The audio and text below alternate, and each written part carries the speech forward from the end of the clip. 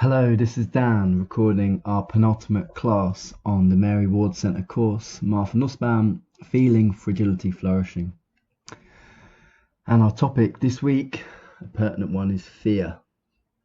Now, this is a change from what was listed. Originally, we were going to be looking at some of Nussbaum's works on defending the humanities and public education. Because of the coronavirus outbreak and because of the way in which our lives have been completely overturned by it, and I thought it'd be interesting to look at what Nussbaum has to say about fear and its origins.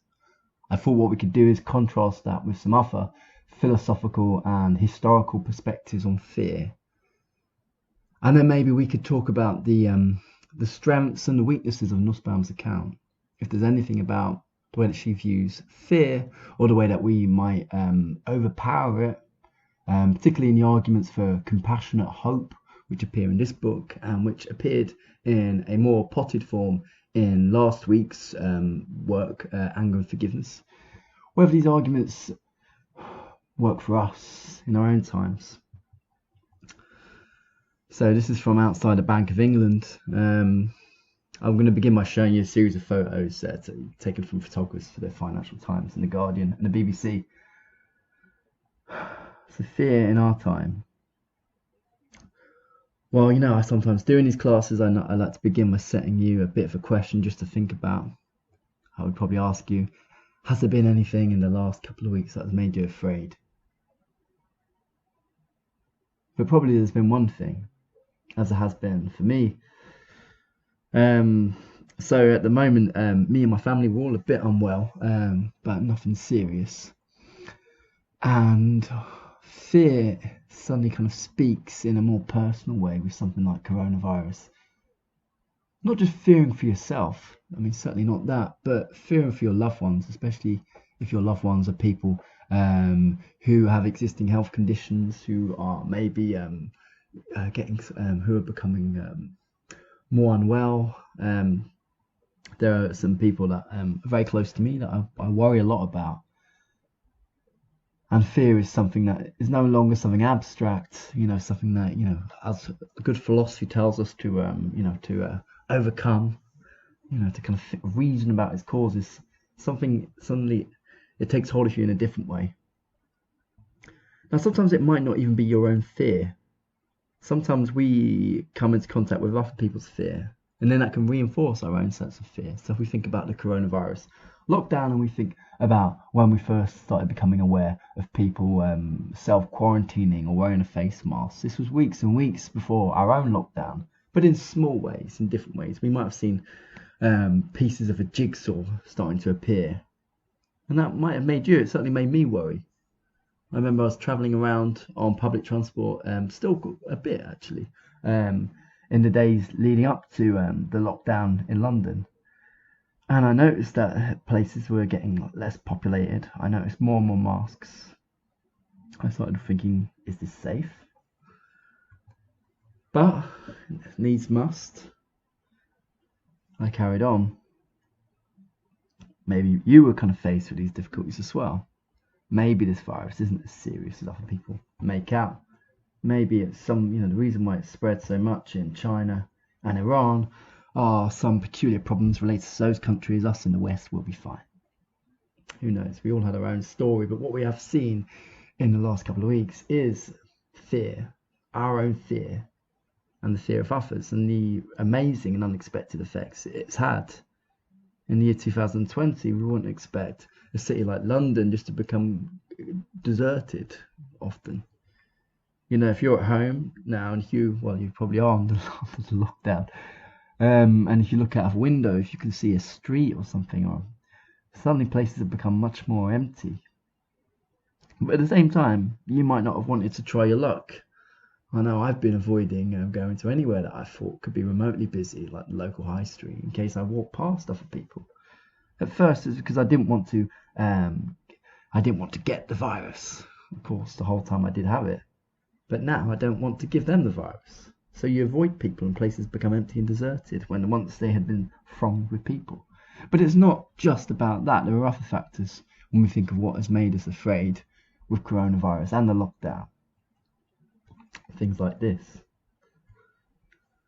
Things like the difficulty of obtaining the basic necessities. Reading and hearing about people panic buying in the days up to the lockdown, maybe even a week before. Perhaps at first not taking it seriously, thinking that these people are idiots. What are they playing at? This is irresponsible. Don't they know it's going to be fine? But then the big problem with panic buying is that when everyone else panic buys, you better panic buy too, otherwise you're going to be faced with a supermarket like this. And then you have difficulty obtaining the basics of life. It's no longer abstract, this is now real. So fear. Fear of your own survival, fear of your loved one's survival. Not just in terms of getting ill, but also eating. And this is something that we're starting to see in some of the responses to the lockdown in Italy, coming up to its third week as I speak, where people have started to try and raid supermarkets, and there's been real scenes of desperation because people don't have enough to eat. Now, another thing in London with the lockdown is a literal lockdown. All public places of work, the Mary Ward Centre, even many public parks have locked and closed. And in that locking and in that closure is a sense of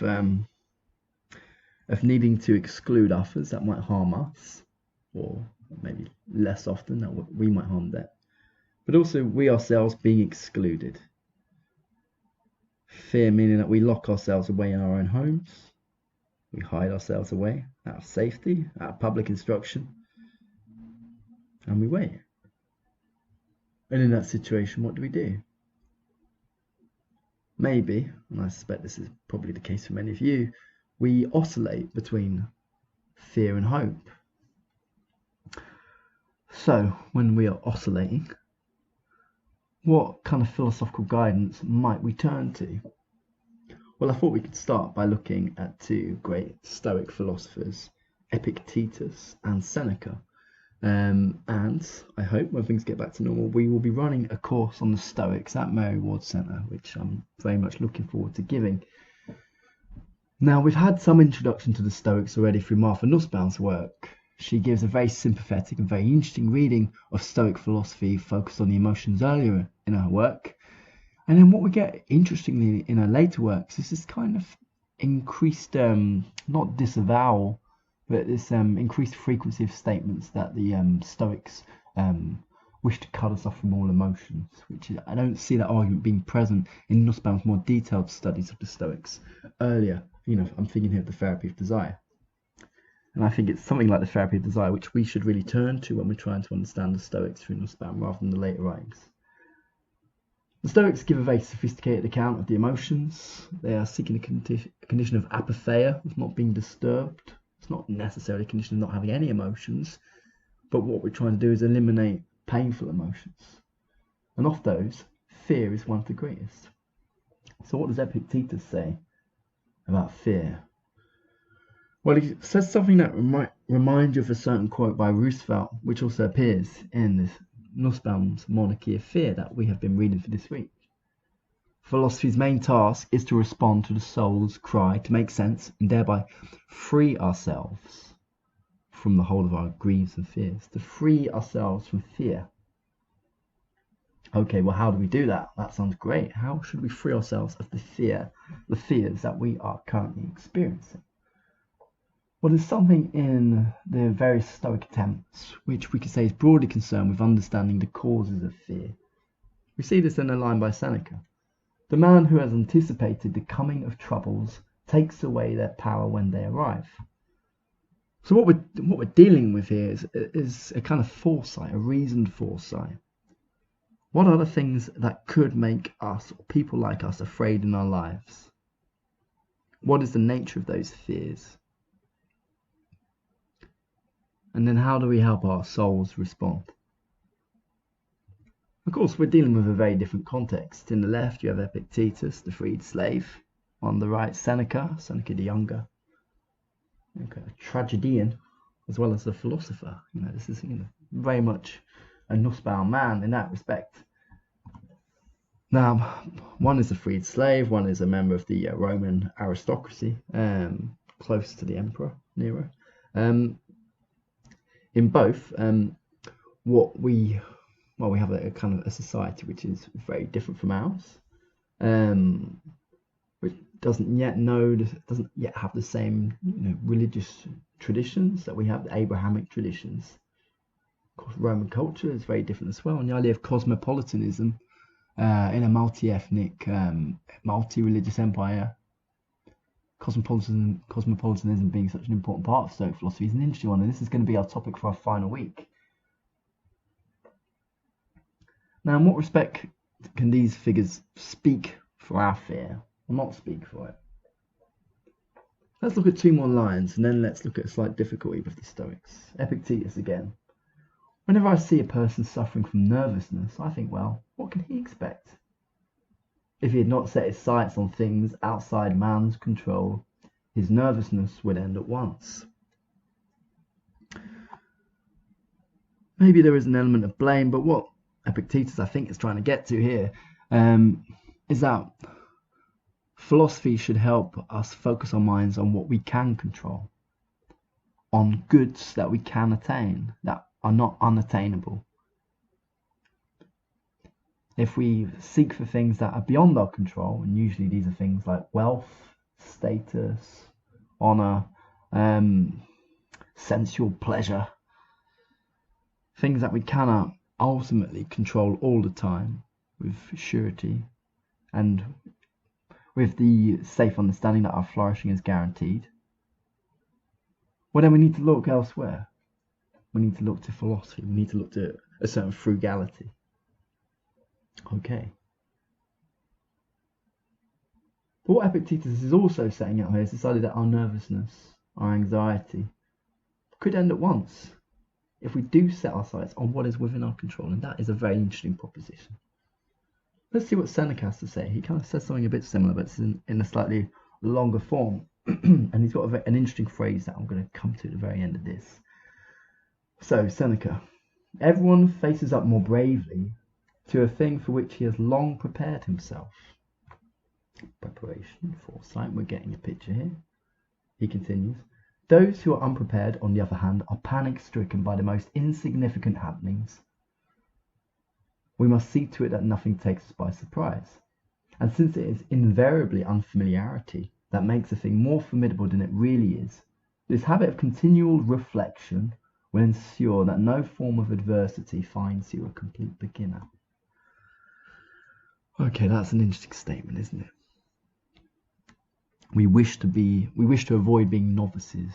We wish to avoid being complete beginners through a kind of a program of continual reflection on what is likely to kind of strike us in terms of adversity. We need to think and plan and be aware of the things that could cause us sadness and could cause us pain. We need to restrict the scope of things that we seek after, the things that are within our control and are going to be inherently, in that sense, modest, that are not going to be self-seeking, but, well, self-seeking at least in a hedonistic way, but they're going to be more about ensuring a kind of good life through kind of mental and bodily health. And with that too, good relationships with others, freed from delusion, freed from excess desire. So there's something that's always so compelling about the Stoics, their philosophy, and a major influence of theirs is Socrates. And Socrates is very much a practical thinker. This really is useful ideas, useful concepts that we can integrate into our own lives when we're faced with hardship. And there are many things that are wonderful and are so helpful and so vital for living and living well. And I don't mean, that, I mean, not just when things are good, but when things are bad. It's often when we've gone through a period of sadness or loss that Stoic philosophy can really speak to us. But at the same time, Nussbaum would say that there is something here that maybe is very difficult for us, that we could end our nervousness, that we would no longer be complete beginners if we were continual students of the kind of good and bad that will affect us in life, and that we will be affected by because of things within our own personalities. There's a risk here, and Nussbaum would say that we are striving for a condition of self-sufficiency in which we are no longer concerned about our relations with others, but we are kind of building up walls, and we are becoming no longer human beings but gods. How can we not be nervous in general or in times like this? How can we not be fragile? We are human beings. Aren't we always going to be surprised by adversity and unexpected events? Maybe the Stoics promised too much. Let's move on a little. We're going to keep exploring this difficulty. I want to turn to second to my favourite philosopher, and one that Nussbaum writes about a little bit, Spinoza. Now, Spinoza, I think, is very interesting on many different levels, but he's interesting in what he has to say about hope and fear. Because whereas Nussbaum is going to argue in this work that fear is an unqualified evil, although one rooted in our basic human vulnerability, hope is something that's going to be outward looking and expansive and a source of empowerment. But Spinoza, and he is inspired by the Stoics like Seneca, is much more wary about this. Hope and fear are two sides of the same coin. This itself is a point that he gets from Seneca. Now let's just have a little look at how he defines hope and fear. And we're going to use this to start thinking about other sources of fear. So he defines hope in this part, but he then uses the same definition to describe fear later on. So hope or fear is, Spinoza says, this is from the Ethics, an inconstant joy or sadness arising from the image of a thing, future or past, of whose outcome we are in doubt. So hope is a joy, fear is a sadness.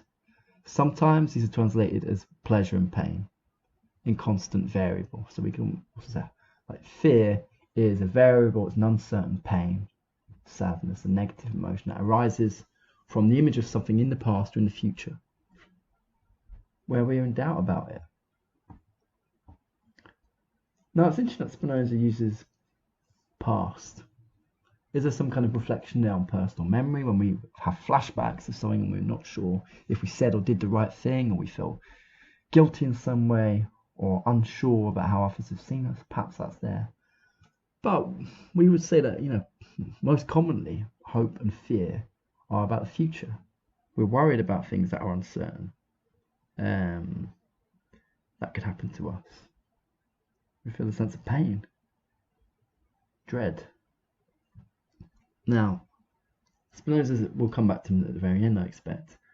He doesn't necessarily think that you can conquer fear with hope, because both are premised in uncertainty. This uncertainty isn't some kind of failure of the mind. It's deeply embedded in the human condition.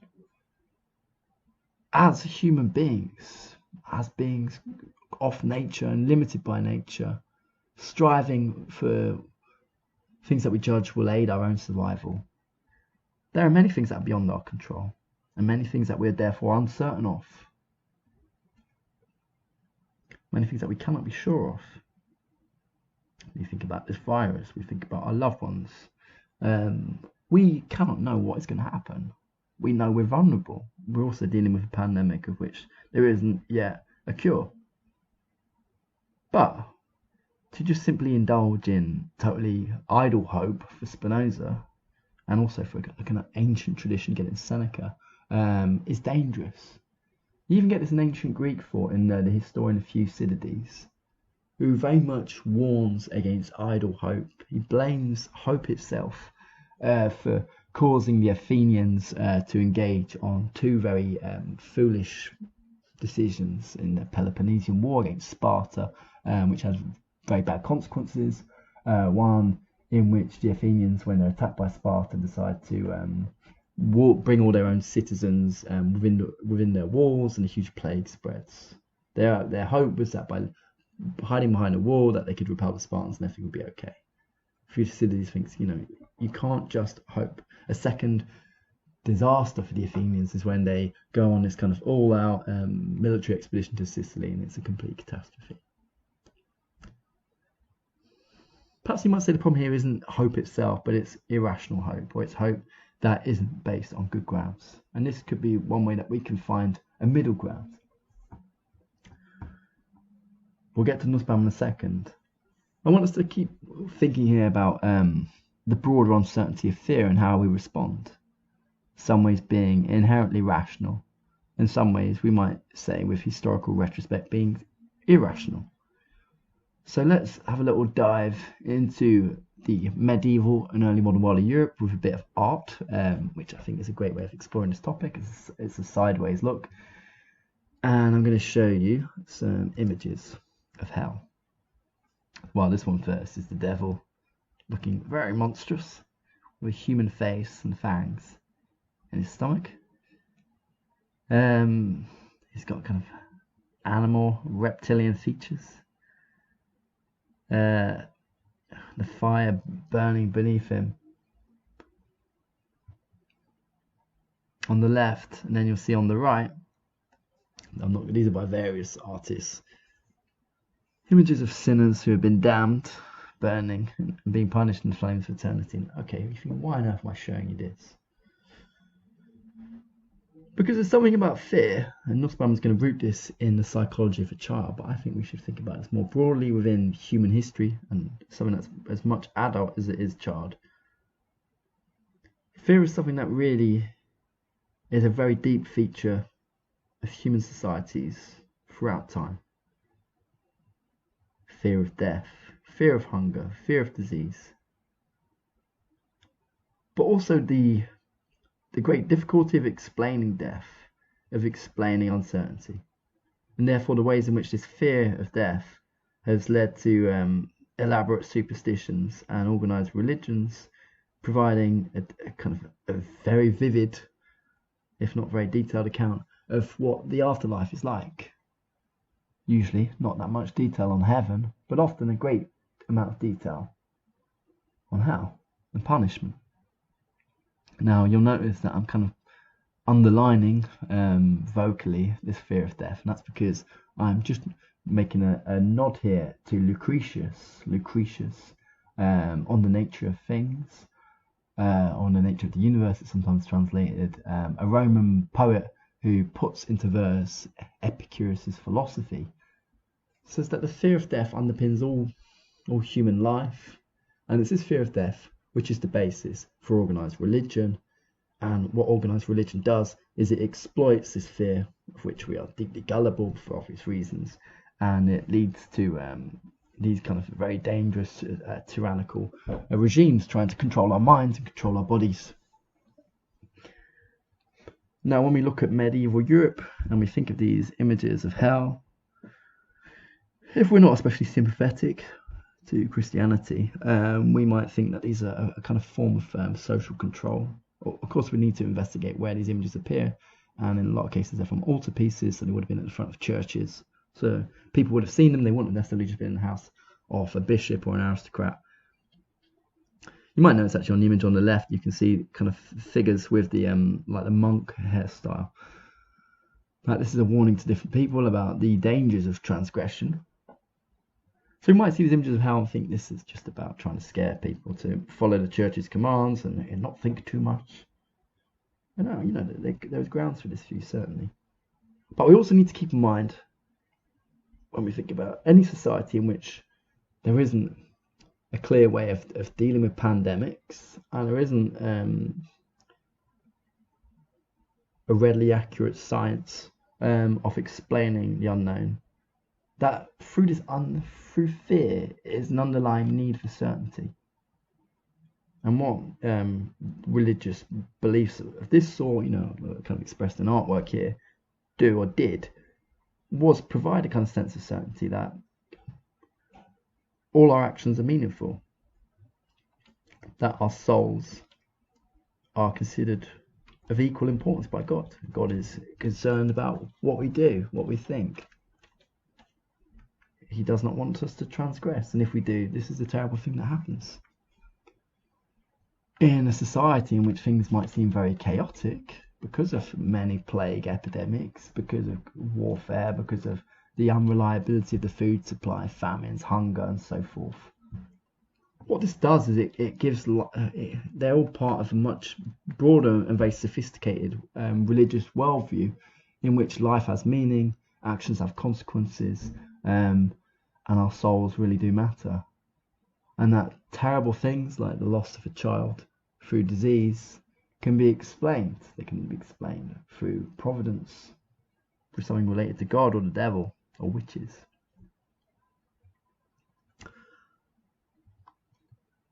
Now, it's interesting when we look at Renaissance artwork to see, and this isn't such a common theme, but there are works that deal with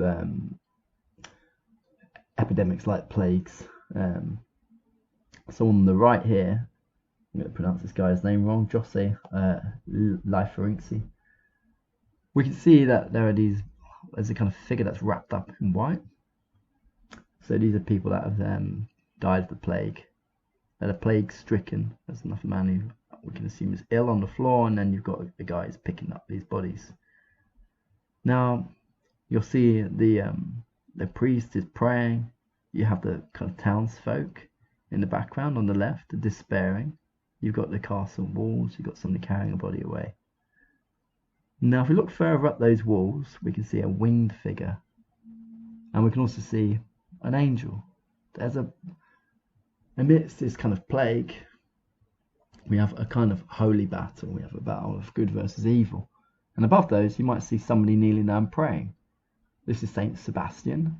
Some of you might know of this interesting figure, a Christian martyr who had many arrows shot at him. This is how he died, and he's often portrayed as this kind of quite beautiful young man full of arrows, and he is praying to God. He's interceding for the plague-stricken. On the left, you have another saint, and this time you've got the Virgin Mary. Again, you have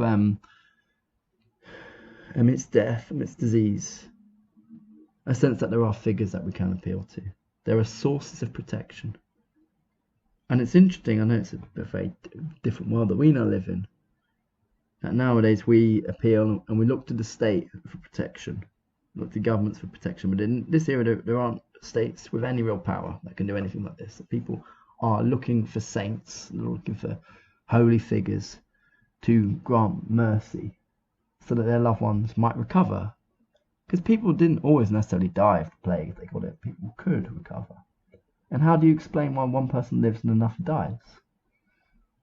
Well, there has to be some explanation, doesn't there? And here we can see that perhaps praying to a saint can make all the difference. Now, one thing that I find very interesting about medieval and early modern Europe is that it's a world that's, in lots of ways like ours, and lots of ways very much not like ours. They share the same geographical space, kind of broadly. If we're dealing with the history of the planet Earth, let alone the universe, they are very close to us in time, and yet their world is very different. The things that they were afraid of seem very real, very understandable. But then the ways that they respond, well, we can understand them enough as maybe we can't, or maybe we can too, because maybe there's something here about fear as an underlying condition which is inherently irrational. This is something that Nussbaum is going to lead us towards. So disease was one thing that people were afraid, another was famine. And how do you explain famine? How do you explain why crops fail or animals get diseases and die and you have nothing to feed your family with? Or how do you explain why your child, or if you're male in this period, married, how your wife, how they die at a very young age or in childbirth? Who do you blame? You've lost something. You're vulnerable. Who is responsible? Anger, a child of fear. That was Nussbaum's claim last week. Yeah, that was the details for these two images. Well, in this period you might blame witches. Witches, often, but not necessarily, being women, older women, usually poorer women, often midwives, or widows, those with often the few women in the society that could potentially have some economic property. Witches were blamed. This image on the left is from a German pamphlet. You can see these women, naked women, with these kind of animals, their familiars. Let me just give you something on the right. It's an interesting statement.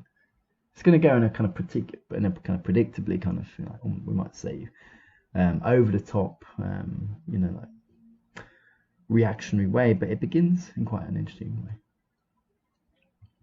So many kinds of magic and demonic apparitions are gaining the upper hand in our time.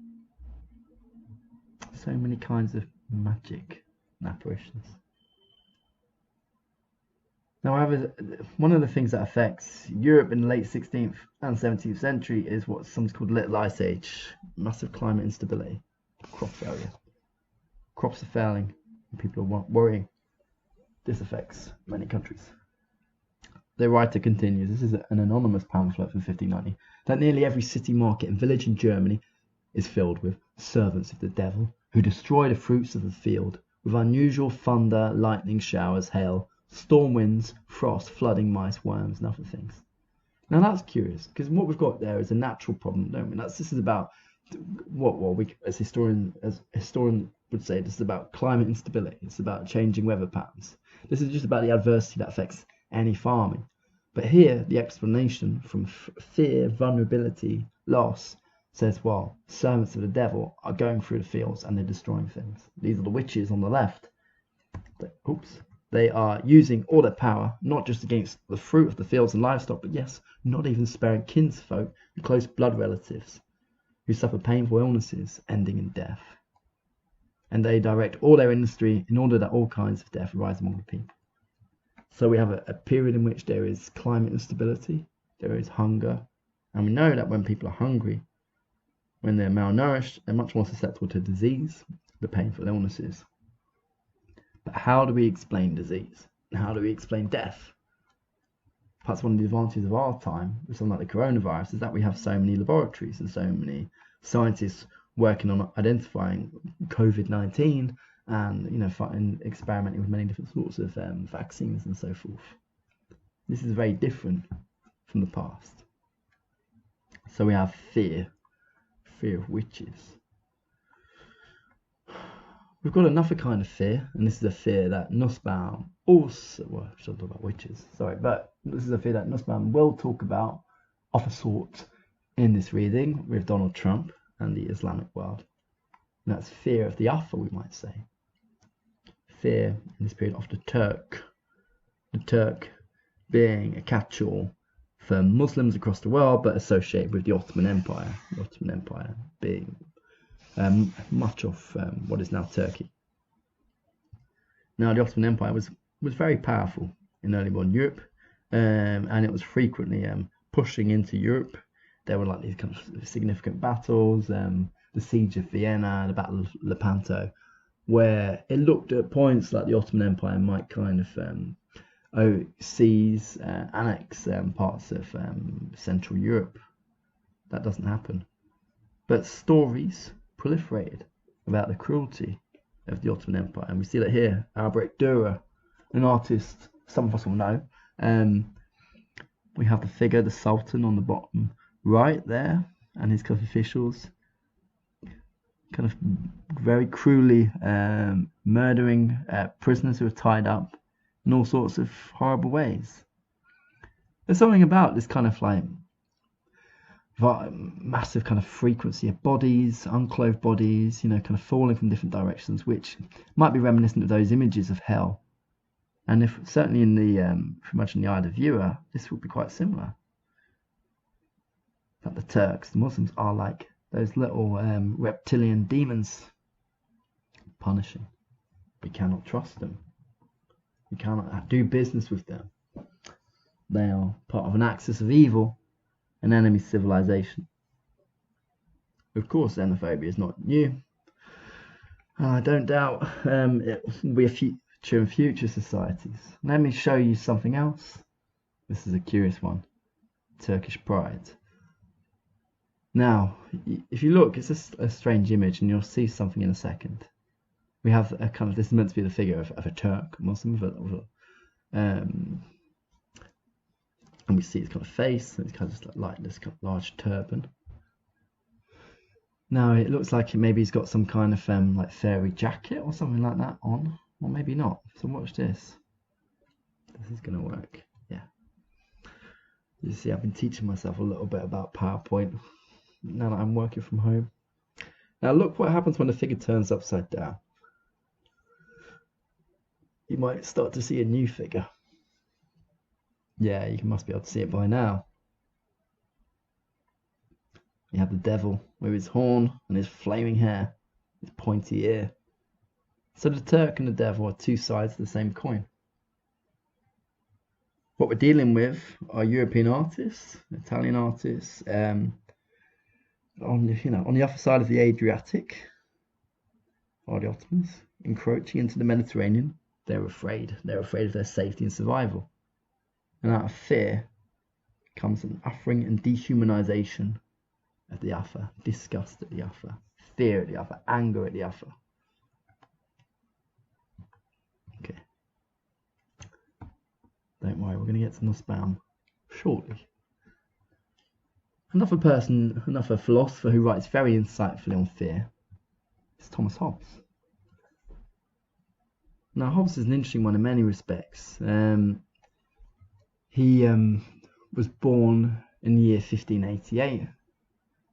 He says that fear and I were born twins together because, so he says, he was born around the time that the Spanish Armada was approaching England with the view of, we can only assume, seizing the country, overthrowing the ruler, and installing the Spanish Catholic rule in a Protestant country. Now, Hobbes has a lot to say about fear. He says that fear is probably the most basic feeling, the most fundamental feeling that we will experience. Certainly so in what he called a state of nature, a kind of a pre-social state, or a kind of a state in which a society, government is broken down. When we are no longer bound together by laws, by institutions, and we instead fall back on our basic human capacities. Can we trust each other? Of course we can't. We cannot trust each other. Everyone is endangered. Now, when we think of Hobbes, and we think of his pessimism about human nature, I imagine for some of you, a certain phrase is coming to mind. That in the state of nature, the life of man is, he says, solitary, poor, nasty, brutish, and short. It's a war of all against all. And in this situation of mutual distrust and mutual fear, there's a kind of a disinterest, a lack of concern about other people's welfare. Because we're doing what we need to survive, and that means that we will be dishonest. That means that we will cheat. That means that we will take something that somebody else needs to live because we need to live. We will strip the supermarket shelves because we and our loved ones are not going to go hungry. Now, in ordinary society, we wouldn't do this. There would be social consequences. We would consider that the rules of the society are worth kind of pursuing, are worth kind of reinforcing. But when that doesn't exist, we have to take matters into our own hands. That's what Hobbes is trying to say. So society, living under government, arises out of this basic fear. Fear of death, fear of other people, fear of hostiles, need for protection. And it's only by having a government, strong government, based on reason, he says, that we can overcome the passion of fear. But this must be a government in which there is total obedience. Now again, we're dealing with a different world, aren't we? Hobbes is born in the time of the reign of Elizabeth I. This is the Armada portrait. You can see this in a couple of other versions of it in the Queen's House in Greenwich, once this is over, of course. A world in which not just fear of disease or hunger, but also people are very much living with the fear that enemies will invade their country or kill their ruler that they identify with, and in many cases after the Reformation will impose a religion that they consider to be that of Satan. Hence the need for government, hence the need for rule, hence out of fear And this is something that Nussbaum presents something a little bit like this early on in the Monarchy of Fear in the first chapter, where she presents this guy as called DF, or guys, but what is it? Maybe male or female, we don't know. Defender of fear. That is out of a response to fear that the institutions of government, bad and good, emerge. If we're going to think about this maybe in a more critical way with European empires, we look at where Elizabeth's hand is on the world, on North America. That is fear of enemies, fear of the Spanish and the French, fear of starvation, fear of Catholicism, that compels the English to establish colonies and plantations and establish a slave trade. Well, the slave trade is already established, but to really expand it. This is all possible. The question then is about where fear goes and what we do with fear. And we know with Hobbes and this image from Leviathan that the only way that we can truly and reliably negate this fear is through strong government.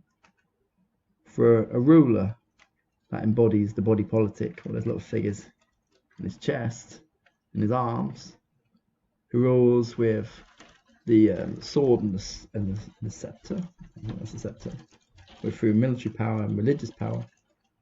But also, he has his own mind. The sovereign decides, the sovereign thinks. His fate isn't made up of little people, because these little people must obey the sovereign's instructions, the ruler's instructions. Now, you might be thinking, well, all of this sounds like totalitarianism or something like this. Okay, but we need to think a little bit more critically about that in terms of what's happening now and the way that we respond to coronavirus and the way in which we look to governments to protect us, to governments to impose lockdown, governments to impose surveillance, governments to proliferate tests. What's interesting about this crisis in liberal, quite individualistic societies is that for many, not for all of us, for many, it is reminding us of the value and the many benefits of government, of a government that is concerned with the well-being of the people, which for Spinoza and for Roman Republican theory was the supreme law of nature. Right. So where does this outline of fear get us? Let's get into Nussbaum, the Monarchy of Fear. So I don't know how you found the reading for this week. If some of you that have done courses with me previously, if you were in the political philosophy course, we did look at the Monarchy of Fear not long after it had just come out. So it's written in, well, probably written in 2017. It comes out in 2018. It's for the more general reader. This isn't one that's aimed at other philosophers, like some of Nussbaum's early works. Even the Anger and Forgiveness book is a much more academic book than this one. Nussbaum presents lots of things that she's really kind of presented in a lot of detail in her other books. So when you're reading parts, it may just seem like she's just recapping stuff or even kind of reusing stuff.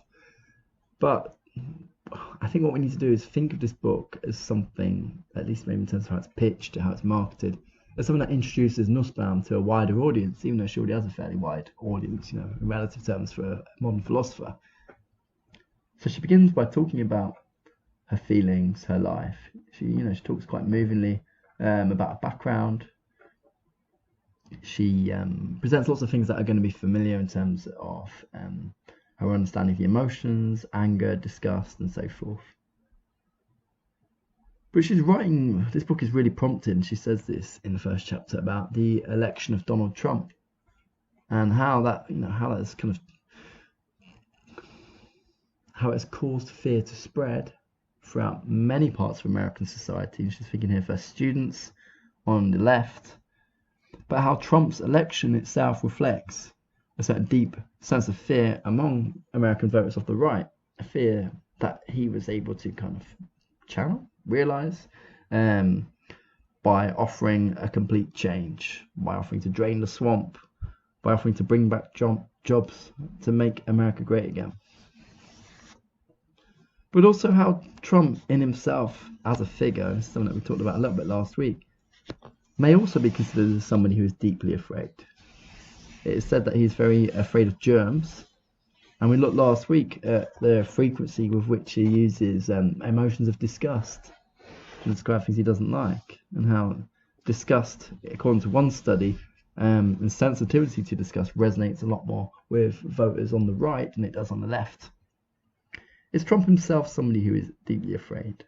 Is that one way of explaining psychologically at least, his apparent narcissism, his kind of total and amoral self-promotion and dishonesty at every turn? Perhaps this is what the book is dealing with.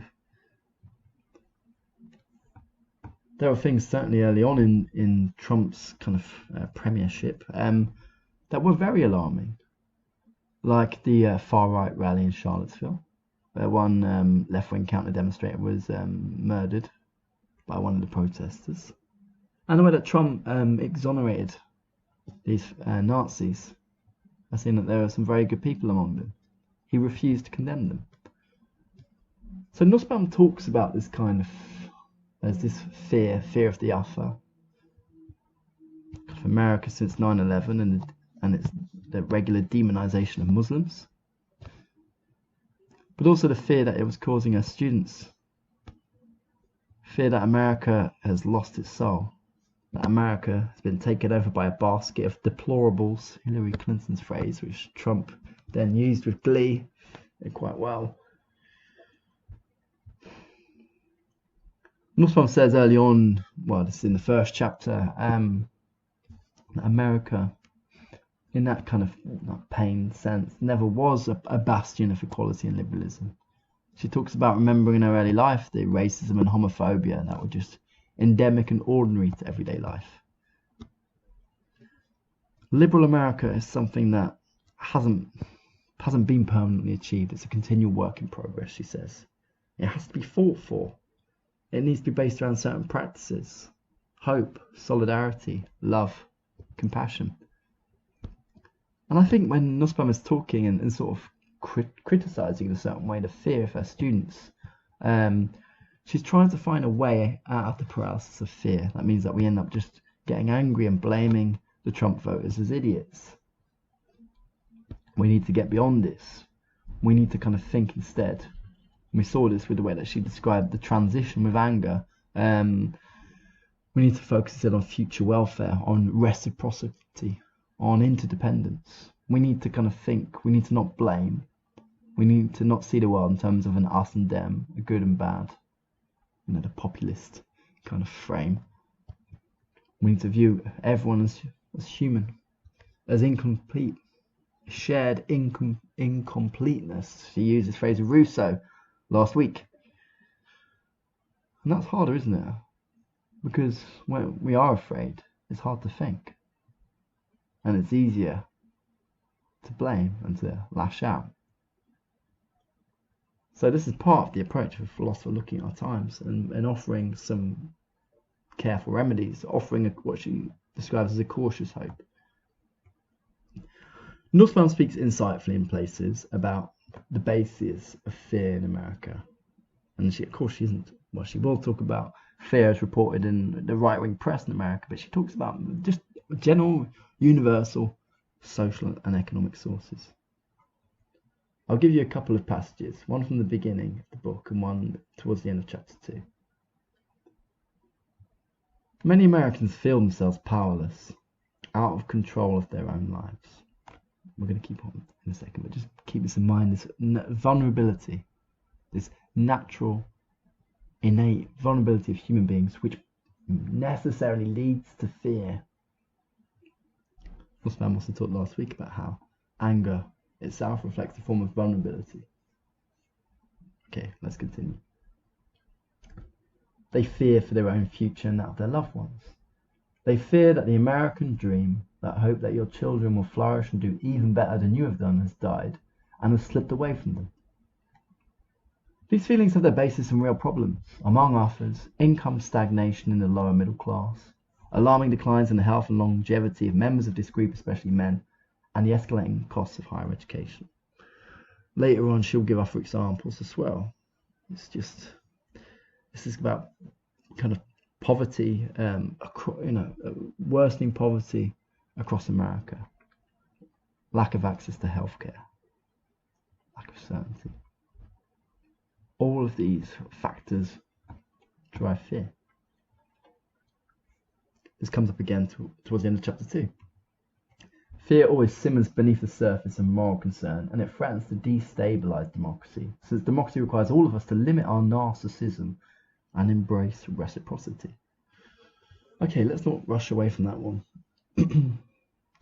So the point that we're going to be exploring with Nussbaum is this idea that fear inhibits moral concern because it's totally concerned with itself, with its own sense of looming danger and kind of escaping that danger or fighting that danger. Because of this focus with the self, it eliminates things like compassion and care for others as distinct beings that we need. We need for love, but we need for citizenship, we need for democracy. Now, we know there are certain kind of phrases that Nussbaum will use a lot in her works. She doesn't say, this is my concept of blah, blah, blah, but they're certainly important. In earlier weeks, we looked at fragility, we looked at the idea of messiness. But now what we're seeing in his later works is the frequency of interdependence and reciprocity. Again, think of that in terms of this concept from Rousseau, so important to anger and forgiveness, of shared incompleteness. That we can't ever complete ourselves, but we enrich each other through love, through care, through mutual support and cooperation. The goods of a good life are gained with others and for others. Part of that then means that we focus away from ourselves and see the beauty and the good in the people that are close to us. Maybe the people that could become close to us. Now that's hard in a climate of fear. Nussbaum. Right now, fear is running rampant in our nation.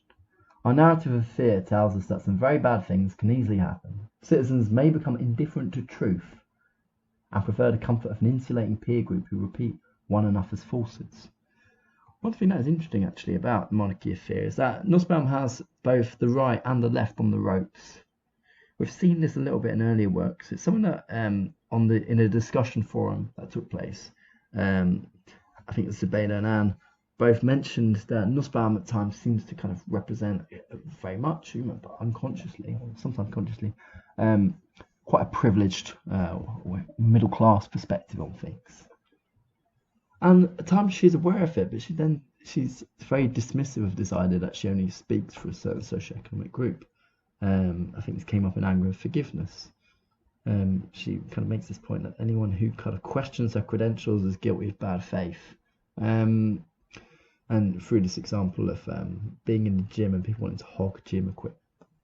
Maybe we could discuss that at another point. But what Nussbaum does in the Monarchy of Fear, she says that on the left, there is too much blaming of wealthy elites. There is too much blaming of Trump and his supporters. This also is a bad thing, and there shouldn't be any blame. We don't want to have any desire for retribution. We don't want to be guilty of groupthink. Now, that's something that we can certainly champion, surely, whether we identify as being on the left or not. Nussbaum. They may become afraid of speaking out, preferring the comfort of a leader who gives them a womb-like feeling of safety, and they may become aggressive against others, blaming them for the pain of fear. Again, our Nazis in Charlottesville. So what we're seeing here so far is fear. Fear having a social and economic basis, a political basis. Fear being also deeply embedded in the human condition. And this kind of working out, this process, or journey perhaps I should say, that Nussbaum wants to take us on, that we look and understand the basic human fear for us, rooted in our psychology, and as I would also argue, as I did at the beginning of this class, in terms of our needs as human beings, as adults, not just as babies, how this can then affect and distort the political process, how it can be used and manipulated by demagogues. This is what we need to get to. When people feel fearful and powerless, they grasp after control. This is from chapter 1. They can't stand to wait to see how things play out. They need to make other people do what they want them to do. So when they are not seeking a benign monarch to protect them, they are all too likely to behave monarchically themselves. Out of our vulnerability, out of our neediness. It's an interesting development, isn't it? I think this is a really great insight. It's not just that we are insecure and vulnerable. It's what happens next. That when we are insecure, when we are helpless, we're more likely to lash out. We're more likely to be jealous. We're more likely to hurt people that we love because we don't want to lose them. We're more likely to want to control others because we're afraid of them on a more social scale. Harsh restrictions on Muslims.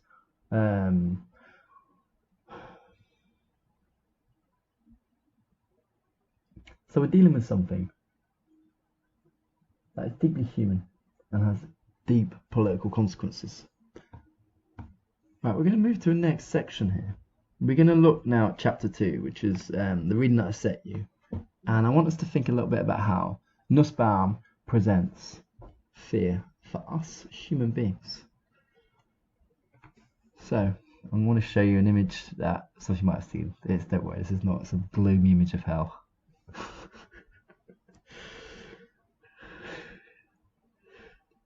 Poor baby, angry baby, sad baby.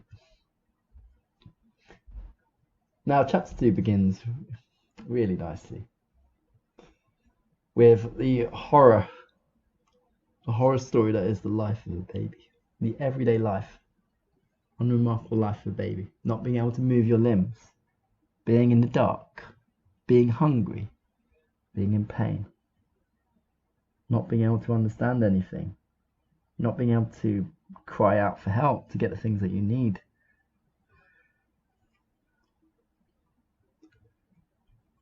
What kind of fears are present in the fear of the baby? The baby who doesn't understand, the baby who can't control, the baby who can't move. Well, we can probably think of a few, and that's what Nussbaum fleshes out in the first part of this. But then there's this interesting implication. So we have these kind of fears, this basic neediness, a sense of deep, deep vulnerability. Then she asks an interesting question: what does it leave behind? Does this kind of establish a kind of basic, kind of emotional foundations in our brains that we kind of perceive indirectly in our lives, almost like the foundations of ancient buildings in a garden or in a kind of a park. We see that the earth is raised around them. We walk over them. Their presence is still there. I don't know what you make of that argument, and something that we can talk about too in the discussion on Monday and on the discussion forum about whether this kind of child psychology, how well it works for a philosophical account. But Nussbaum's point is that fear, we begin with fear. And that is something that, well, it does resonate with someone like Thomas Hobbes as well, doesn't it? Fear, she says, is genetically first among the emotions, and it's this kind of underlying electricity that kind of powers beneath many of them. One of the sort of, I don't know what you call it, rhetorical devices of the Monarchy of Fear is that fear underpins many other negative emotions. This is a new argument. You don't really get it in anger and forgiveness, but you get it in the Monarchy of Fear, that anger is a child of fear. But also fear is at the root of other things like envy or disgust. We're deformed by it, we're formed by it. And what's interesting is the reactions in the baby. That the baby in response becomes a kind of tyrant. Now, Nussbaum uses a quotation from Rousseau's Emile. We know Rousseau. Nussbaum, like Immanuel Kant, has quite a high regard for Rousseau, but we might view him as a more problematic figure. And Nussbaum does acknowledge that, I suppose. So if you're not sure what Rousseau did with his children, look it up. Okay. Rousseau describing children, babies, from their weakness, this weakness that Nussbaum describes, this kind of vulnerability. From their weakness, which is in the first place the source of the feeling of their dependence, is subsequently born the idea of empire and domination. So the scheming and deviousness of Louis XIV at Versailles, say, or of Trump, or often figures later, is this desire to dominate, maybe Nietzsche would call it a will to power, is rooted in our earliest dependence and weakness and vulnerability, and a desire and a need to compensate, to control the mother through screeching, through scratching. So Nussbaum uses Lucretius as well early on in this work. It's kind of like the baby is like a sailor lost at sea. When Sigmund Freud is describing babies, he has this great line: His Majesty the Baby, which is the name of this artwork. His Majesty the Baby. Maybe he had in mind Rousseau here. That the baby needs to control. The baby wishes to dominate because it has to. Because it is so vulnerable. Because it will die if it doesn't cry. If it doesn't alarm its caregivers about what it needs. So this kind of fear is basic. Nussbaum says it's deeply embedded into the helplessness of the human condition. This is something that separates us from other animals, where you don't get this prolonged period of helplessness. Okay, so chapter 2 kind of starts and develops this account of this kind of primitive fear. Now let's look at another feature of this argument, and then we're going to look at what Nussbaum has to say in terms of child psychology through Donald Winnicott. But first, let's look at another angle, which is the narcissism component of this fear. So compassion is it's intrinsically concerned about the well-being of others, people that are within our circle of concern. But fear doesn't need other people, Nussbaum says. Fear draws on itself. We might be afraid of others, but the welfare is just ourselves. Now, we might challenge that a little bit if we think about coronavirus and the way that we worry about our loved ones, but then maybe the counter argument would be that our loved ones are part of ourselves in that respect. No, maybe that argument works. So this is Nussbaum from chapter 2. But you don't need society to have fear. You need only yourself and a threatening world. Fear indeed is intensely narcissistic. It drives out all thoughts of others, even if those thoughts have taken root in some form. An infant's fear is entirely focused on its own body. Even when later on we become capable of concern for others, fear often drives that concern away, returning us to infantile solipsism. Now, some of you will know the term solipsism, this kind of philosophical view that nothing exists except ourselves. Nussbaum is doing something interesting here. So there's the narcissism of the baby, of the child. But she's saying that we don't just go from narcissism to non-narcissism. We can kind of go back to a narcissistic perspective where we kind of draw the walls up high and we exclude everybody. We lock everything out and we're concerned just with ourselves. This can happen to us again when we're confronted with something that is threatening or dangerous. And there are a few different examples that she uses. She presents an interesting one about soldiers in battle. That they have a heightened awareness of their own bodies. Or when people are going into, and this might be something that you've experienced, that when you are going to see a doctor, a consultant, for like a verdict, for the results of a test, you might feel this magnified concern with yourself, increased concern with yourself. You become deeply aware of your own body and how you're reacting to things.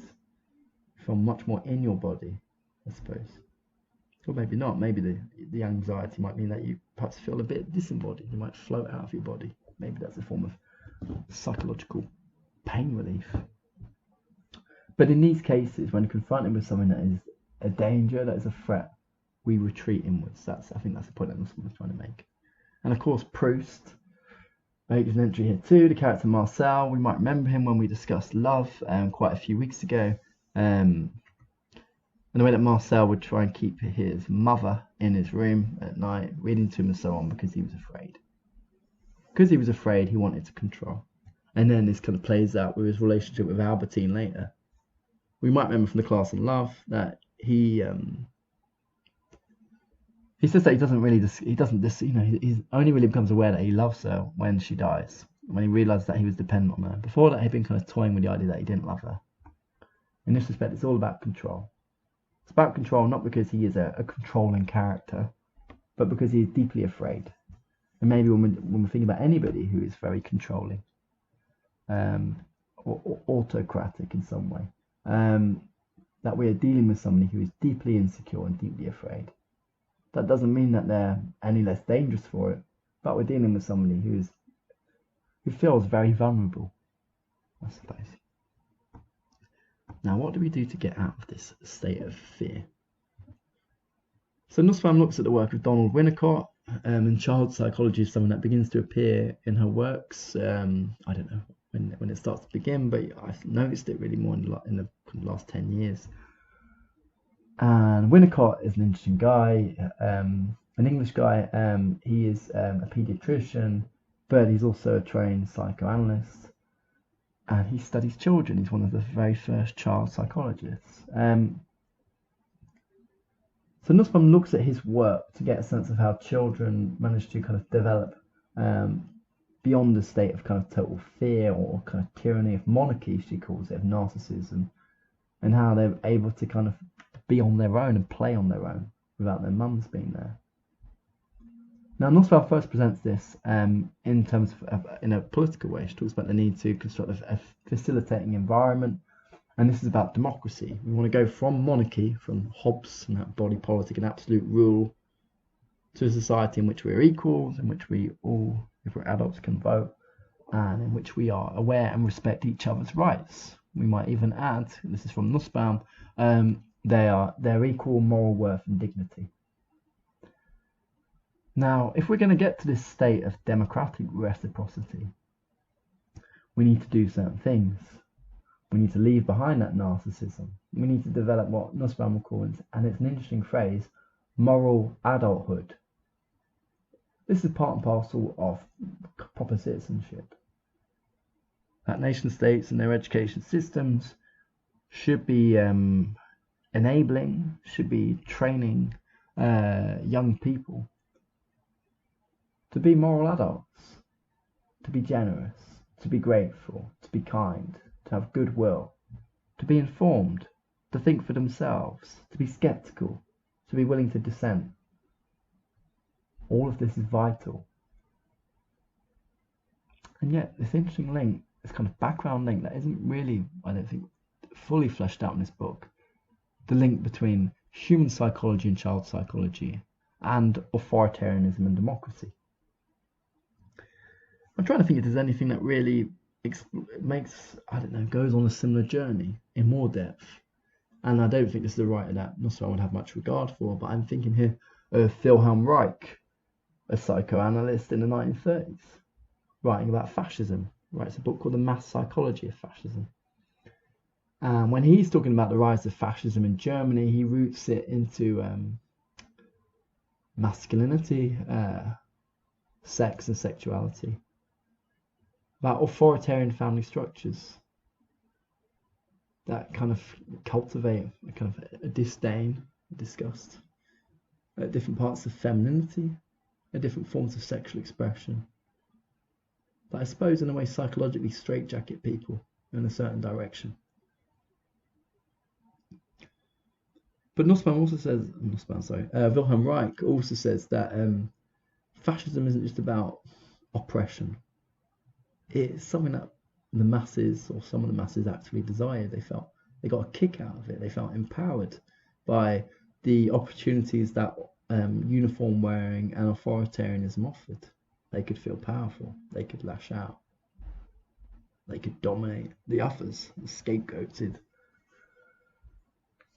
If you're interested in this kind of thing, which I am, I've recently written the outline of a course called Fear of Freedom that I hope to give at Mary Ward Centre next summer, looking at the connection between Sigmund Freud and Karl Marx, looking at people like Wilhelm Reich. Anyway, that's a quick bit of self-publicity. let's get back to Donald Winnicott. So what does Winnicott say about this? He's kind of, he's working in the mid 20th century. So he also observes the rise of fascism. He has something slightly different in mind. Well, how is it that children develop so that they no longer need to kind of cry and cry and cry for their mums, that sense of separation anxiety? How do they learn to kind of be okay with their own company? Well, Winnicott says they develop transitional objects. What are transitional objects? They're just little teddies, little blankets, things that children comfort themselves when the parents are absent, that they carry around with them at all times, that they refuse to allow to be washed. If you're listening, if you're a parent, or if you know a lot of kids, you might be able to think of some examples of this. Winnicott's point is that this is actually a very important stage, carrying the blanket, carrying the teddy stage, carrying the doll stage. Stage in which the child uses something in order to kind of learn to play on their own, and is able to kind of have someone that can comfort them when the mother here doesn't necessarily need to be their biological mother, but the kind of mother type role is not around. Now, Winnicott says these transitional objects are a stage in becoming more independent. Now, of course, the small child cannot become totally independent, nor necessarily does it wish to, or is that a kind of norm at stake here? But it's about becoming interdependent. So we still rely on others, but we're able to cater to some of our own basic psychological needs. We learn to play on our own. But it also creates this interesting conflict. Because prior to that, the child had been a monarch. The little baby can't move, he was hungry and in pain, cries and shrieks and lashes out because it needs the mother. But the mother isn't always there. And that is a source of great frustration and pain for the baby. It leads to aggression, it leads to biting and scratching. So the baby feels this kind of conflict. This is Winnicott's point, and this is something that Nussbaum says. The mother was a source of the most immense joy and love, but also a source of frustration and a source of anger and aggression. But then through learning to play, they're no longer seeing the mother as just something that they need, an extension of themselves, or something that they're deeply reliant on. You see the mother, and this is just an interesting image of Winnicott of a little kid. They see the mother in a new way. They see the mother as, well, in Kant's words, perhaps, as an end in themselves. That the mother is also a person, not just a person to be used as a means to an end, not just a person for us, but a person in her own right. And so Winnicott says what you get in some sort of moment, is some sort of developmental stage, is a child experiences a sense of, I quote, dismay at its own aggression. They develop gradually, Winnicott says, capacity for concern. Now, this concern for Winnicott is about the parent. We don't want to destroy the parent, and we don't want to be the kind of person that destroys the parent.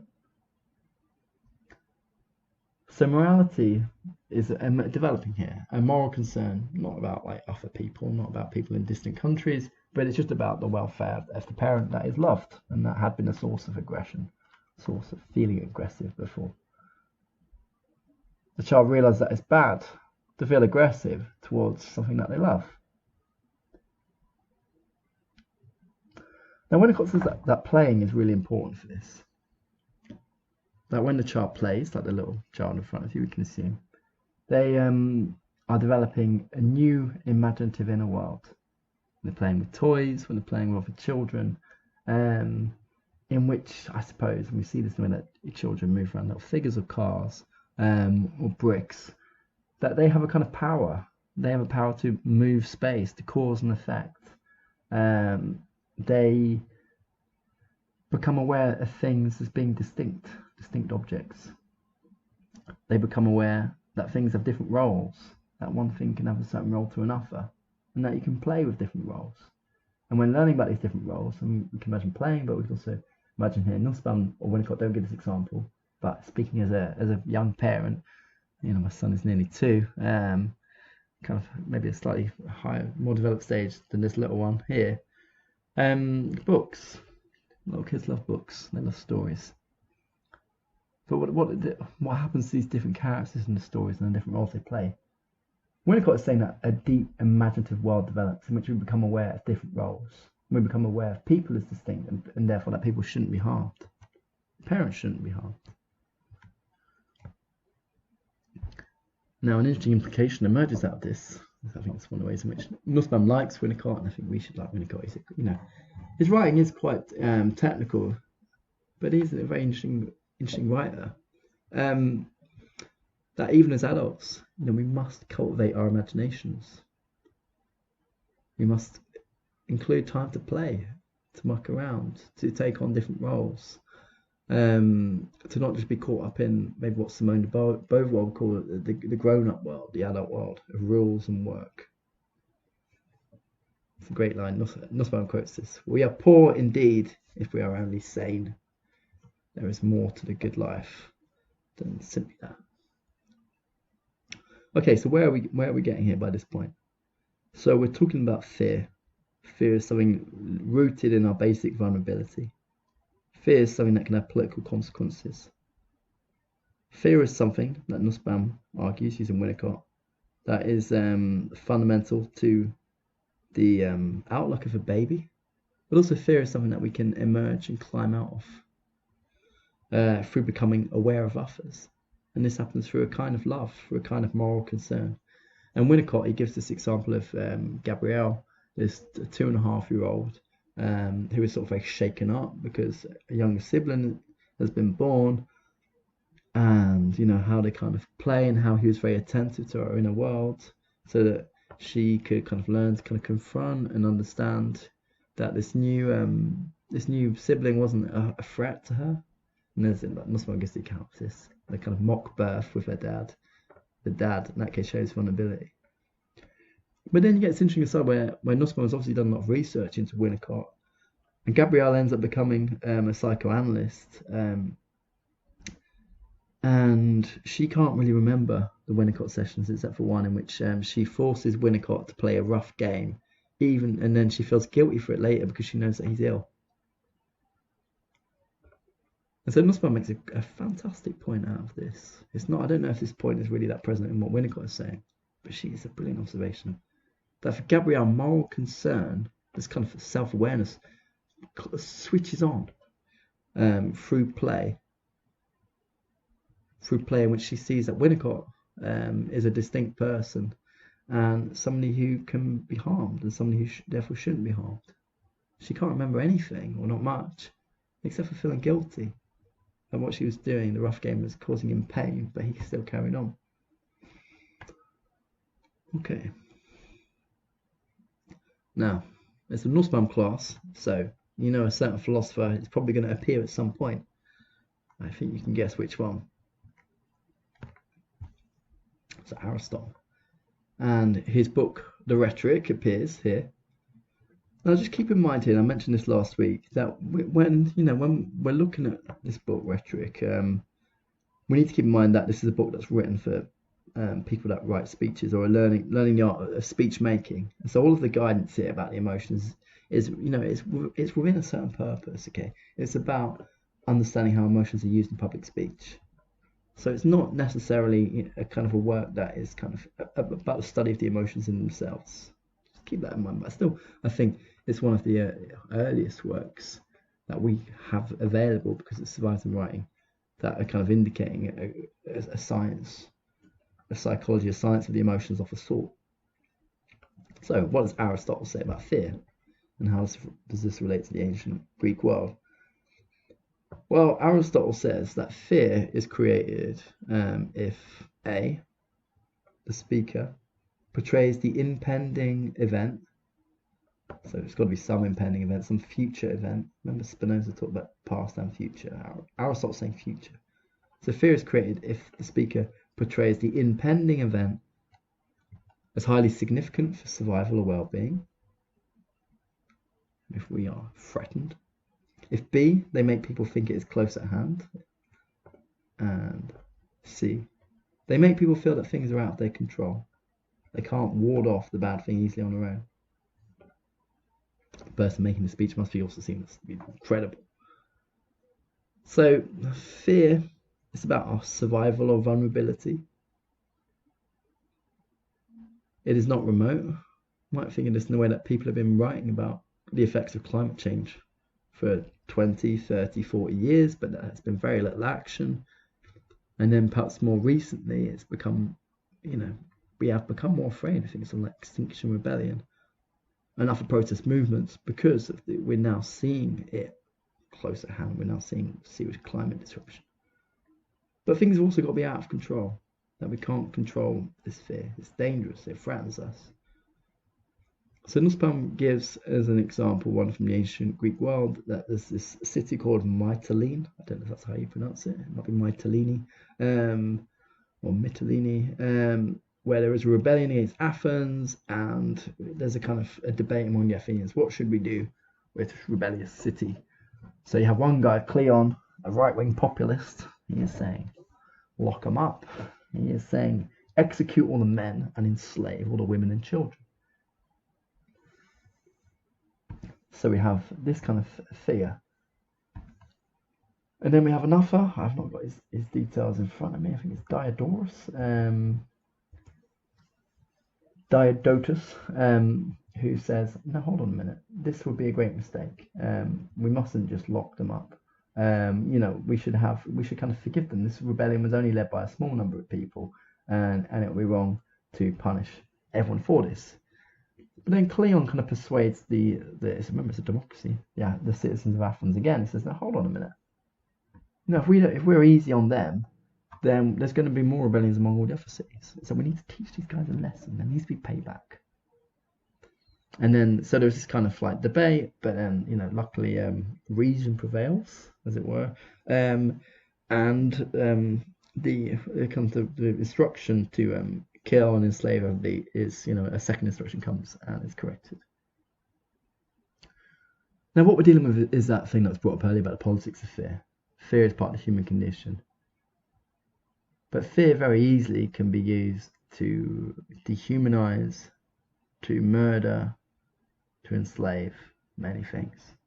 And I think this dehumanization is really important. That's why later on in this book, and it's not something I'm going to talk about in this lecture, she's going to say a lot about disgust. We need to kind of be disgusted at the subhuman people. And that comes from our fear. Now, there are certain things that are also present here, and this is something I told you just to kind of like breeze through and not read in detail because I didn't think it was that important from this chapter, but about cognitive biases. And Nussbaum gives an interesting account of these, about there's certain kind of heuristics, certain biases in our basic thinking, which mean that we're more prone to error. And cognitive bias is very interesting. Some of you might have looked at this already. I find them fascinating. A couple that Nussbaum looks at, one is the availability heuristic and the other is cascade. So let's just talk about each in turn. Now, let's go back to this example of Trump, then we can maybe kind of flesh it out a bit more. The availability heuristic, that we respond to information that is near at hand and that is vivid, and that is presented to us as kind of very important. That is to hand, that is being discussed in the media right now, means that we sometimes overestimate its importance. We sometimes don't think about maybe threats that are more remote, or we don't kind of think critically enough about whether this threat is really credible. Another is cascades. Nussbaum describes cascades as where people rush to join the behaviour of other people. You might think of like mob hysteria. That we see some people kind of pointing the finger and saying these people are a danger, these people are, they're child murderers and what have you. And then without really thinking about it, we join them. We think, yeah, this is a threat. Something must be done. This must be stopped.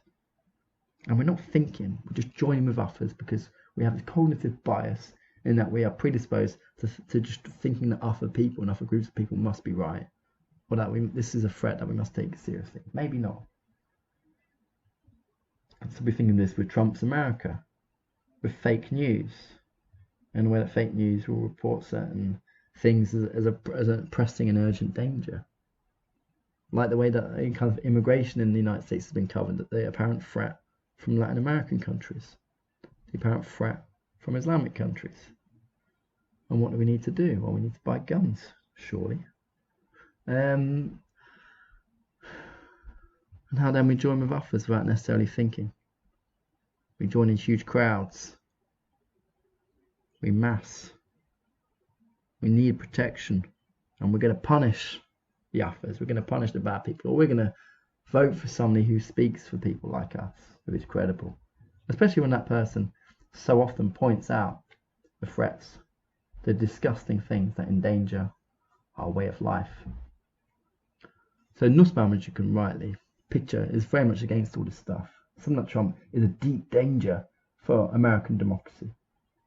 Nussbaum says we need to start thinking about developing a facilitating environment in which we get beyond fear and narcissism, in which we get beyond the politics of disgust and resentment.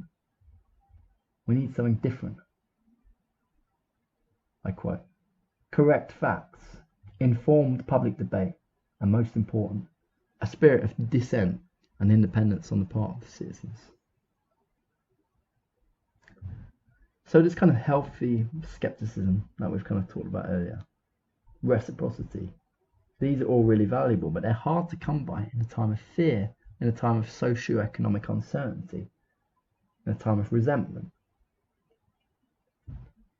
It's hard when we see lots of other people become so afraid. This can also inhibit our rational powers. So Nussbaum mentions the work of Solomon Asch, where people, when they're viewing others, responding to certain questions with wrong answers, will just assume that the wrong answer is correct, when they know themselves that it's not. Now, this can stop when the person in front of them, before they are due to answer, gives the correct answer. When we see the opposite of that, when we see somebody dissenting, that empowers and encourages us to also dissent.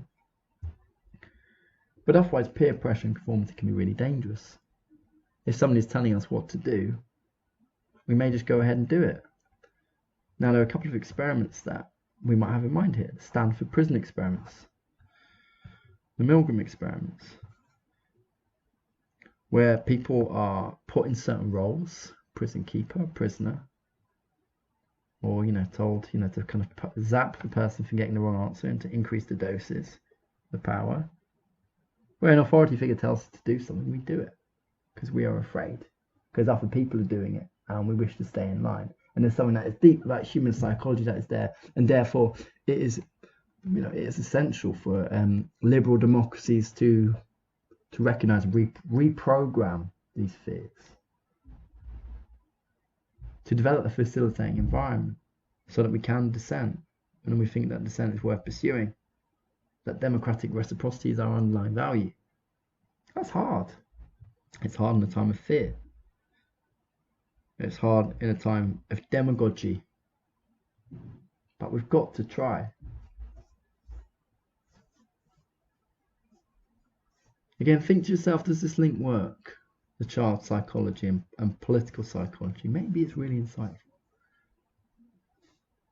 Nussbaum. The achievement of the child who learns to play alone in the presence of its mother, that's a quote from Winnicott, must be paralleled by that of the adult who learns to argue alone in the presence of powerful forces of conformity. Democracy needs to cultivate that willingness to take risks for the truth and for good ideals. So in difficult times, we must think for ourselves. I hope that's something that we have championed quite a lot in some of you have been teaching for a number of years in our various courses. It certainly was an upshot of looking at the work of Hannah Arendt. Now, Nussbaum gives as examples of people that are kind of challenging fear and bigotry. One figure in particular that we came across last week, Dr. Martin Luther King Jr. Now, Dr. King was vital for the way that Nussbaum presented this concept of transition, that we go beyond a state of anger, which for her is a desire for payback, which for her is often concerned with retribution or narcissistic status, That we go beyond wanting to lash out and instead we transition towards future-focused welfare, equal respect, moral dignity. And Nussbaum last week, she used Dr. King's I Have a Dream speech in detail to make this point. Now, what she does in the Monarchy of Fear, so there is this chapter on anger, and it does cover a lot of familiar ground for us, but it is well worth looking at if you've got the time. It's very well written. What she does at the end of this book is she argues for something that hasn't really been present in her works as much up until now. She often argues for love, we know this. But now she argues for hope. We had a glimpse of this earlier last week in Anger and Forgiveness, where she makes the case for compassionate hope. Now, using Dr. King, but also Mandela and Gandhi, she talks about the need for practical hope. Now, she's not arguing for hope itself. Practical hope is put in contrast with idle hope, because practical hope involves a commitment to action.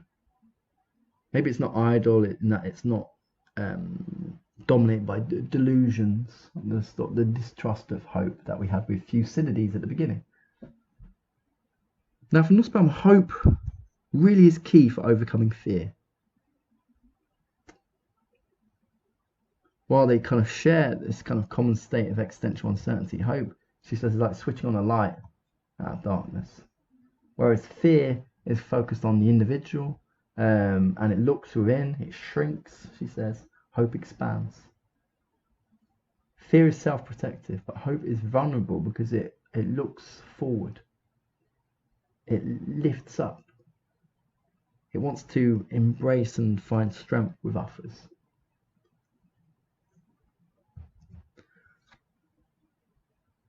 Now, we can think of hope in lots of different ways. Maybe let's try not to think of it so much in the kind of idle hopes, but let's think about the role that hope has in our lives and the way that we might be hopeful or hoping in different ways at the moment. Now, perhaps we might say that an idle hope would be hoping that a vaccine for coronavirus will be available within the next 2 or 3 weeks. That seems very unrealistic. But we can hope in other ways. We probably are all hoping that coronavirus will come to an end, that our loved ones may become unwell, but they won't become seriously unwell, that there is a good health system and very committed doctors and nurses in our country, across the world indeed, that will help us if we do become quite unwell. That sort of hope maybe isn't about naivety, but it's about kind of keeping in mind sources of strength, credible sources of strength to guide us in a difficult time. Now, this I think is what Nussbaum has in mind, but there's something else with practical hope as well, and that is this political component, which is a feature of her work really since the turn to human development and capabilities. That how the person seeking a good life recognizes that the good life involves other people, and that therefore involves a social and a political commitment to contribute and help the lives of others. I think it's a very noble feature of Nussbaum's later work at this point. So this is a quote from Nussbaum. Hope involves a vision of the good world that might ensue, and often at least actions related to getting there. So it's about this kind of political and social commitment, the future-focused welfare that we saw last week. We need to have in mind something better than where we're at in order that we can be guided or we feel a sense of motivation to move towards it. That's the point. So this is from chapter 7 of the Monarchy of Fear.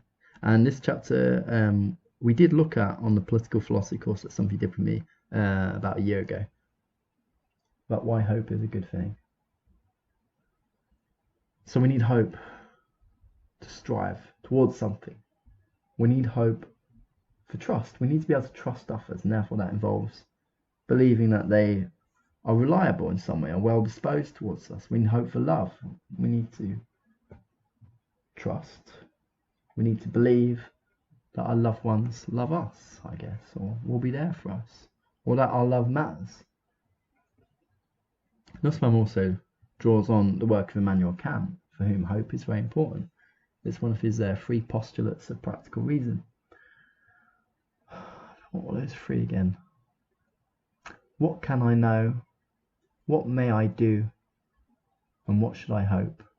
This is from the Critique of Pure Reason. Hope really matters for Kant. Now, why does it matter? Well, in Kant's moral philosophy, we need hope because it keeps us committed to treating others with respect and dignity. Treating others as ends and not means. We need hope because it kind of compels and it keeps us in place for wanting to do good and be good for others and for ourselves, for our own sense of duty. I quote from Kant here. This hope for better times to come, without which an earnest desire to do something useful for the common good would never have inspired the human heart, has always influenced the activities of right-thinking people. Now, certainly that's Nussbaum's view.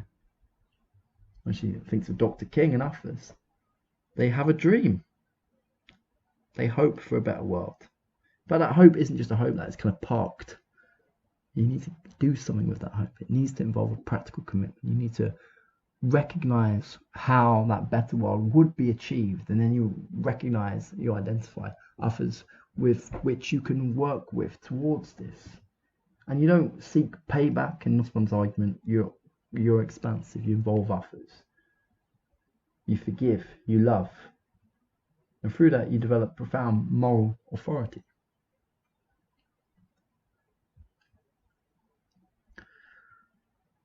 Now, when we think about hope, it can be a source of immense strength. The tricky part, and I'm not really sure where we draw the line on this, is where hope doesn't become immoderate. Spinoza's warning about hope. That better world, that dream of Martin Luther King, is something that is uncertain, is inherently uncertain. It's not even when he was speaking, it wasn't even real. Now, there's a risk that we pursue things that aren't attainable, or we look for things that are not within our control. That was the concern of Seneca and Epictetus. So for them we should hope, but we should be careful about how much we hope. Now, I find that point very interesting, but something that hasn't been lost on me is that sometimes hopelessness is a luxury that some people can't always afford. That in times of great adversity, we need to hope in some way, perhaps in some restrained way.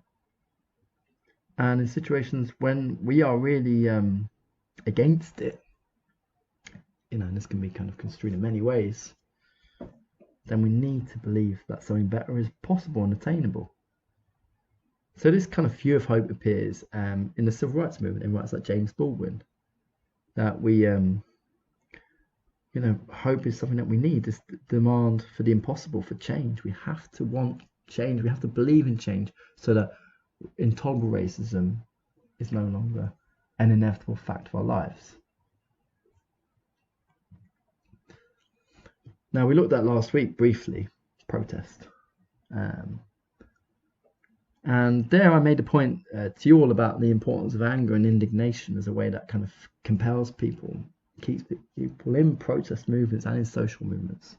And indignation that this is not right, something must be done about it. I think you can still be angry and keep that anger. I don't think you need to transition away from anger for that. But anger isn't just present there. I think it's something like Extinction Rebellion on the left. Also great hope. Hope that our actions by working together can make a difference. That the politicians will listen. That we can in some way reduce the climate crisis that is ahead. Or with Black Lives Matter. Some kind of hope that would make our politicians do their jobs. And that if we kind of challenge racist policing and a justice system that enables police to get away with it, then it will stop.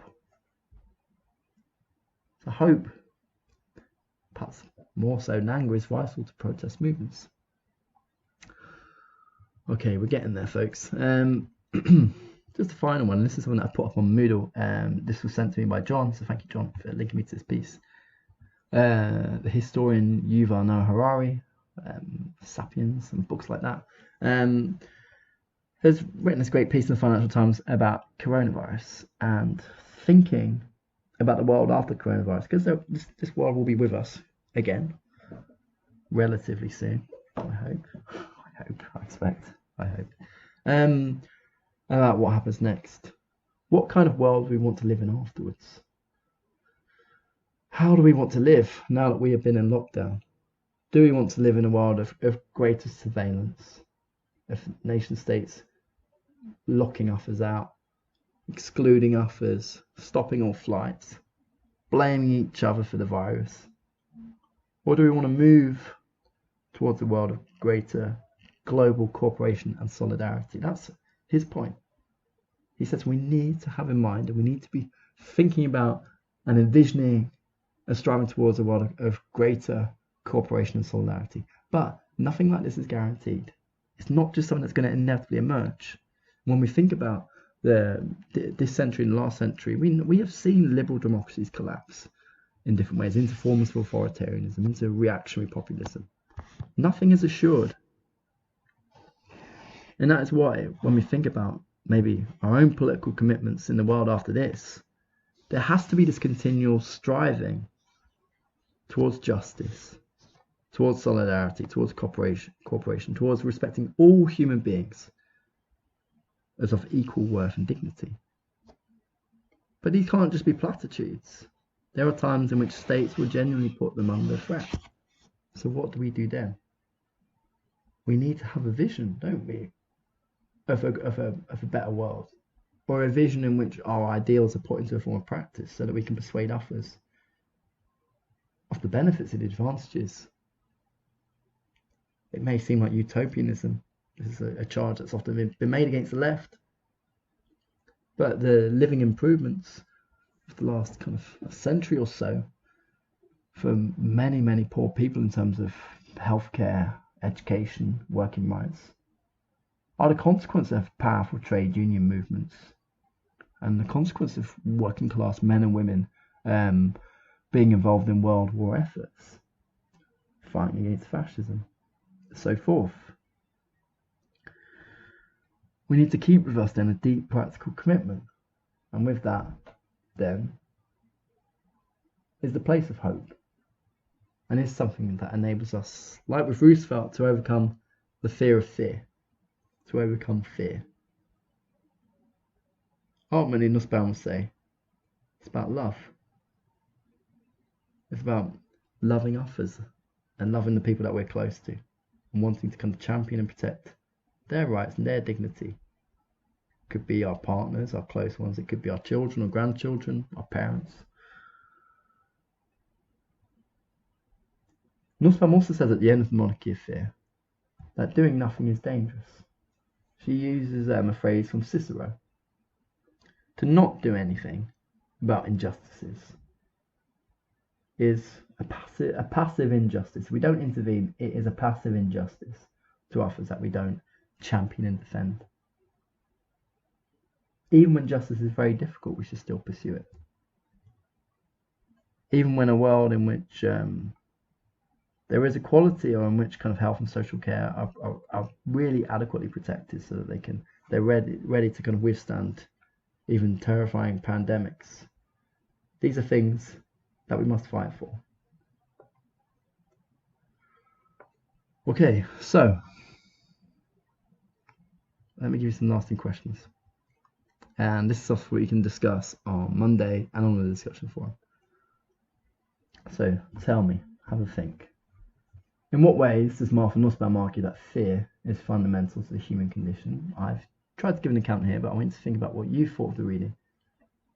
What do you think of that account? Were you persuaded? Were there things that were left out? Did it seem inconsistent? Are there some other kind of factors that we need to bring up and discuss? Like, are you satisfied? And when we think about our own time of uncertainty and fear, what other responses are available to us? Apart from compassionate hope or practical hope, are there other things that we need to keep in mind here? Do we need to make separate cases for generosity or love or goodwill and so on? Okay, folks, so we're getting to the end of this course, aren't we? Next week's going to be our final week, and we're going to look at Martha Nussbaum's most recent work, unless she manages to get enough one out very quickly. This is a book that came out in the UK quite late last year. The Cosmopolitan Tradition, a Noble but Flawed Ideal. I'm not sure what chapter I want to give us to read yet, so bear with me. I should have this ready up on Moodle by Monday evening. So it's about cosmopolitanism, which is a concept that we see like promulgated by the Stoics, although they don't originate it, I don't think.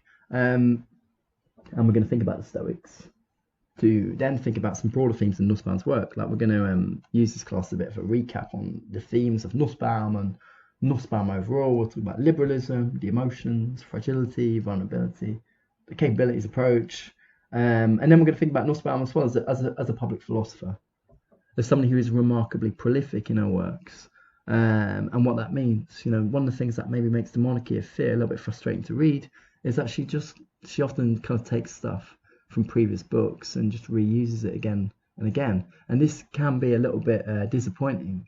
If anyone knows the work of Slavoj Žižek, you'll know that he often just reuses stuff all the time. I can't stand it, so on that count I don't read him. Nussbaum is she's got higher standards than that, but there are lots of things here. You might have noticed the bits about Adam Smith, the set of kind of features from kind of classical tragedy and so on that are peppered in. And maybe this is a limitation of being a public philosopher of this sort. Perhaps thinking needs to be slower. Or perhaps there is something absolutely brilliant about the fact that Nussbaum works tirelessly to connect philosophy with everyday life, with moral concerns, with many different current affairs and contemporary issues. Maybe that makes her very good compared to the Ivy League kind of ivory tower philosophers. So we're going to talk about this class on fear this Monday coming, and then next week, following Monday. If you want, keep in touch with me by email. Right. So that is it. I'll just do that whole camera thing. This is me at home. Thanks very much for listening. I hope your loved ones are well. Thank you.